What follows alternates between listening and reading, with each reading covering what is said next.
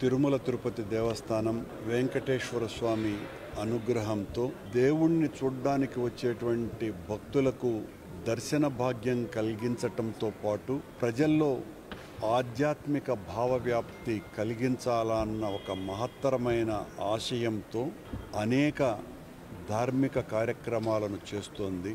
హిందూ ధర్మ ప్రచార పరిషత్ పేరుతోటి తిరుమల తిరుపతి దేవస్థానం ప్రపంచంలో ఉన్న అన్ని ఆధ్యాత్మిక కేంద్రాల కంటే కూడా మిన్నగా ఈ ధర్మ ప్రచారాన్ని అతి గొప్పగా నిర్వహిస్తోంది.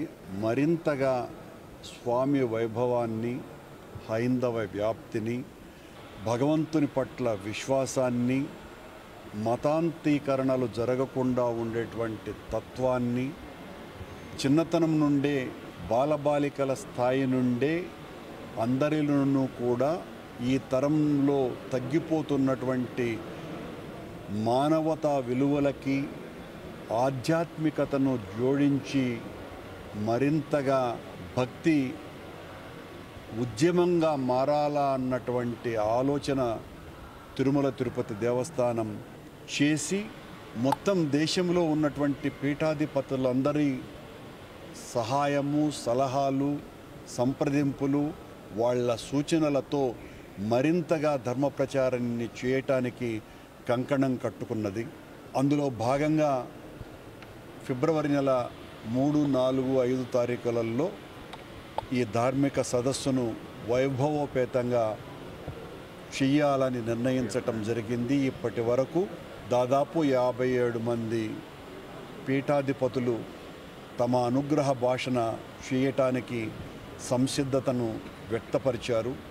వాళ్ళు ఇచ్చేటువంటి సూచనలతోటి మరింతగా ధర్మ ప్రచారం చేయాలన్నటువంటిది మా ఆలోచన.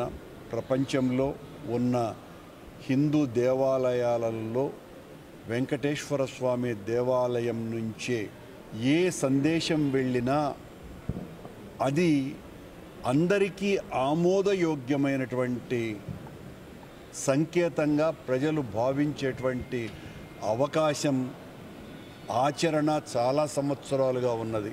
మిగతా చాలా విషయాలలో భిన్నాభిప్రాయాలు ఉన్నప్పటికీ వెంకటేశ్వర స్వామి ఆలయం నుంచి వెళ్ళేటువంటి ఏ సందేశమైనా కూడా ప్రజలందరూ కూడా ఏకతాటి మీద తీసుకుంటున్నారు. కనుక ఆ భగవంతుని కృపతో, కరుణతో జరగబోయేటువంటి ధార్మిక సదస్సులో తీసుకునేటువంటి నిర్ణయాల ద్వారా మరింతగా ధర్మ వ్యాప్తి కలిగిస్తాము.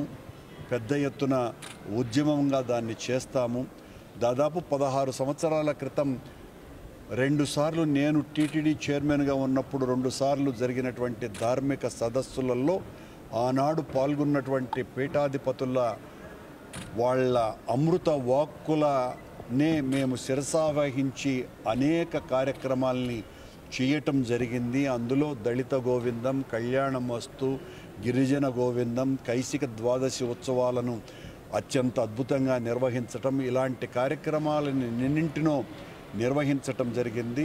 రేపు జరగబోయేటువంటి సదస్సులో మరింత పెద్ద ఎత్తున మేము వాళ్ళ యొక్క వాక్కుల నుంచి వెలువడేటువంటి ఆ అమృత భాషణాలని తీసుకొని మరింత ముందుకు వెళ్ళి ధర్మ ప్రచారాన్ని, మా హిందూ ధర్మ ప్రచార పరిషత్తుని మరింత పటిష్టం చేసుకుంటూ ముందుకు వెళ్ళాలన్నది ఆలోచనతో ఈ కార్యక్రమాన్ని నిర్వహిస్తున్నాం.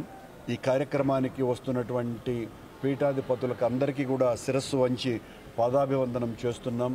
మీ అందరూ మీ సలహాలు, మీరు ఇచ్చేటువంటి సూచనలు, వీటితో ముందుకు వెళ్ళటానికి ఎల్లవేళలా సంసిద్ధంగా ఉన్నాము అని వాళ్ళకందరికీ కూడా తెలియజేస్తూ